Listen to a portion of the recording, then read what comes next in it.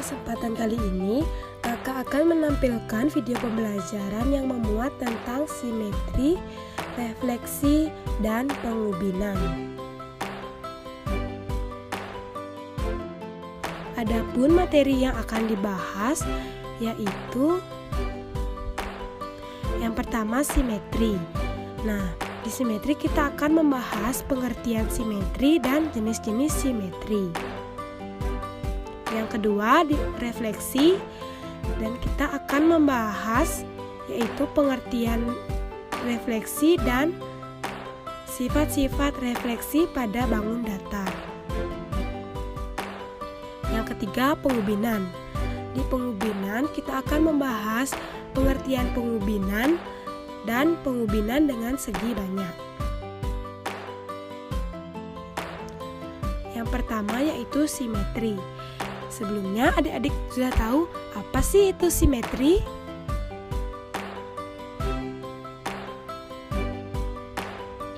Nah, simetri adalah banyaknya lipatan di dalam bangun datar yang dapat membagi suatu bangun datar tersebut, sehingga bagian yang setengah yang ada di bangun datar matematika itu dapat menutupi setengah bagian yang lain.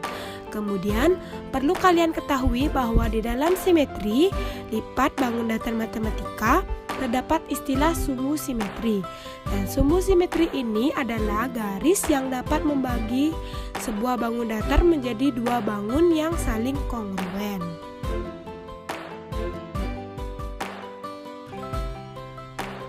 Jenis-jenis bangun simetri. Nah, kalian sudah tahu ada berapa sih jenis-jenis dari bangun simetri? Betul, bangun simetri terdapat dua jenis, yaitu yang pertama simetri lipat. Simetri lipat merupakan jumlah lipatan yang dapat kita bentuk pada suatu bidang datar menjadi dua bagian, di mana kedua bagian tersebut sama besar. Banyaknya lipatan yang dapat kita lakukan pada sebuah bangun datar agar bisa membagi bangun datar tersebut setengah bagian. Kemudian ada simetri putar. Jumlah putaran yang dapat dibentuk dari suatu bangun datar di mana hasil putarannya membentuk pola yang sama sebelum diputar. Namun tidak kembali ke posisi awal. Tidak semua bangun datar memiliki simetri putar. Ada juga beberapa bangun datar yang tidak memiliki simetri putar sama sekali. Nah, di sini kakak akan memberikan contoh dari simetri lipat. Adik-adik bisa lihat di sana contoh dari simetri lipat. Dan juga kakak memberikan contoh dari simetri putar.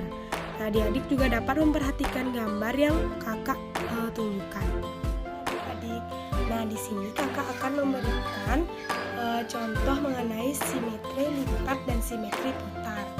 Yang pertama, kakak sudah mempunyai bangun datar persegi dan kakak juga sudah membuat huruf di pada setiap sudut dari persegi. Ini merupakan persegi ABCD. Kemudian kakak akan melipatnya. Nah, bagian garis BC ini kita lipat ke dalamnya.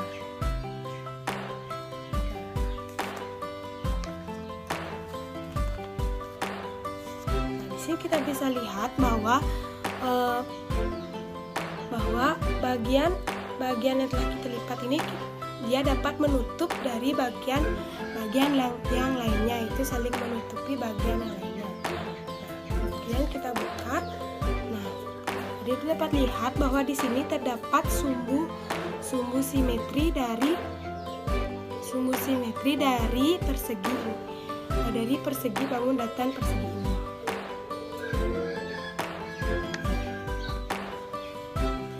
Selanjutnya yang kedua, kakak mempunyai bangun datar segitiga, yang dimana segitiga ini sudah juga kakak beri huruf di setiap sudutnya. Dimana ini adalah A, B, dan C. Yang dimana pertama kita coba putar bangun datar persegi ini sebanyak sepertiga putaran berlawan dengan arah jarum jam.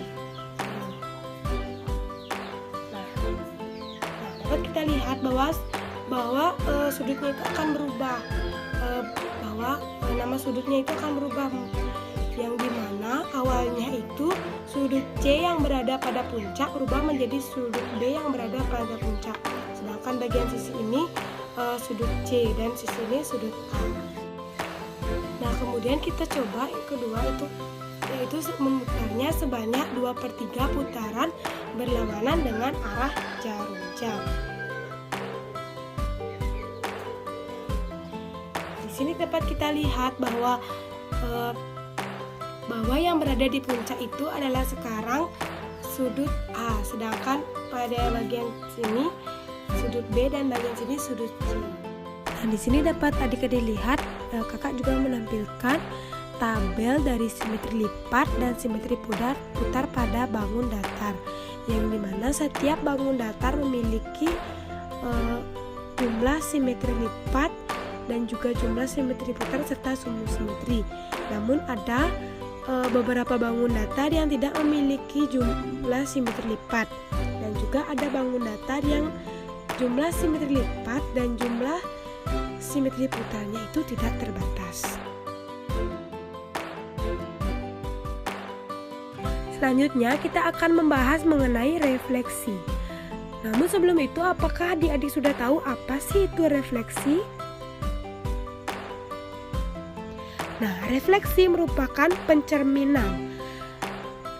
Pencerminan atau yang biasa disebut dengan refleksi pada bangun datar merupakan sebuah transformasi atau perpindahan suatu titik pada bangun datar dengan menggunakan sifat benda dan bayangannya pada sebuah cermin datar. Selanjutnya kita akan membahas mengenai sifat-sifat pencerminan. Sifat-sifat pencerminan yang pertama yaitu objek dan bayangan akan selalu sama.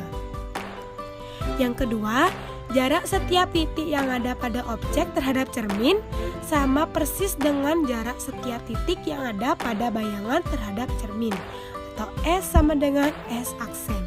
Yang ketiga, tinggi objek akan sama dengan tinggi bayangannya, atau H sama dengan H aksen. Dan yang keempat, garis yang menghubungkan tiap titik pada objek dengan titik yang ada pada bayangan akan selalu tegak lurus terhadap cermin. Nah, di sini kakak juga sudah menampilkan gambar dari refleksi dan sifat-sifatnya, yaitu yang pertama, luas segitiga PQR sama dengan luas segitiga P aksen, Q aksen, R aksen. Karena segitiga PQR kongruen dengan segitiga P aksen, Q aksen, R aksen. Yang kedua, RA sama dengan R aksen A, PB sama dengan P aksen B, dan QC sama dengan Q aksen C.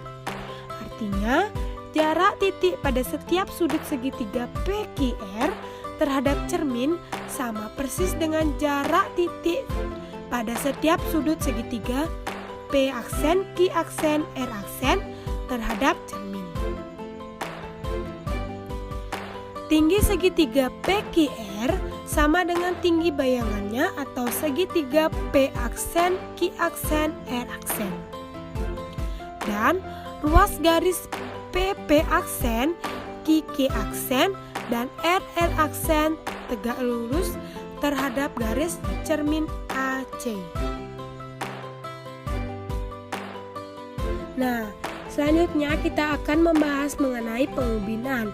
Namun sebelum itu, apakah adik-adik sudah tahu apa sih itu pengubinan? Ya, pengubinan merupakan penempatan bangun datar dalam suatu luasan secara tepat tanpa celah. Prosedur penempatan bangun datar dalam menutupi sebuah luasan ini bertujuan menghasilkan sebuah karya seni, namun menggunakan prinsip-prinsip matematika. Penyusunan daerah-daerah segi banyak yang sisi-sisinya berimpit sehingga menutup bidang secara sempurna, dalam arti tidak ada bagian yang tidak tertutup. Hal tersebutlah dinamakan dengan pengubinan. Nah, pada kedua bangun datar tersebut kita dapat lihat itu merupakan contoh dari pengubinan. Pada gambar pertama menunjukkan pengubinan dengan segitiga siku-siku. Pola pengubinan ini adalah ada 6 segitiga siku-siku bertemu pada satu titik. Nah, keadaan tersebut dikatakan bahwa konfigurasi segitiga siku-siku bertemu di satu titik adalah 3, 3, 3, 3, 3, 3. Barisan 6 tigaan ini menyatakan bahwa ada 6 segitiga siku-siku bertemu pada setiap titik sudutnya. Hal serupa juga terjadi pada gambar kedua. Pada gambar kedua, konfigurasi segitiga sama kaki bertemu di satu titik juga, yaitu 3, 3, 3, 3, 3, 3. Pengubinan dengan segi banyak. Yang pertama yaitu segi 4 beraturan atau persegi. Karena segi 4 beraturan dapat dibangun dari 2 segitiga, maka jumlah ukuran sudut dalam segi 4 itu adalah 2 kali 180 sama dengan 360. Dengan demikian, besar ukuran setiap sudutnya adalah 90.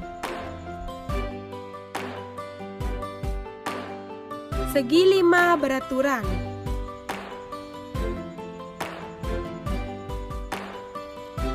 Gambar di atas adalah segi 5 beraturan yang dibagi menjadi 5 buah segitiga kongruen. Setiap segitiga itu mempunyai jumlah ukuran sudut 180 derajat. Akibatnya, 5 buah segitiga mempunyai jumlah ukuran sudut 5 kali 180 derajat sama dengan 900. Ukuran sudut ini menunjukkan gabungan antara jumlah ukuran segi 5 beraturan dan besar sudut pusatnya. Segi 6 beraturan. Gambar di atas adalah segi 6 beraturan yang dibagi menjadi 6 buah segitiga kongruen. Setiap segitiga itu mempunyai jumlah ukuran sudut 180 derajat. Akibatnya, 6 buah segitiga mempunyai jumlah ukuran sudut 6 kali 180 sama dengan 1080. Ukuran sudut ini menunjukkan gabungan antara jumlah ukuran segi 5 beraturan dan besar sudut pusatnya. Nah, di sini kakak juga menampilkan tabel nama bangun datar, jumlah ukuran sudut dan besar ukuran setiap sudut. Yang dimana rumusnya itu adalah segi n beraturan mengetahui jumlah ukuran sudutnya yaitu n-2 kali 180 derajat. Dan untuk mengetahui besar ukuran setiap sudutnya yaitu n-2 per n kali 180 derajat.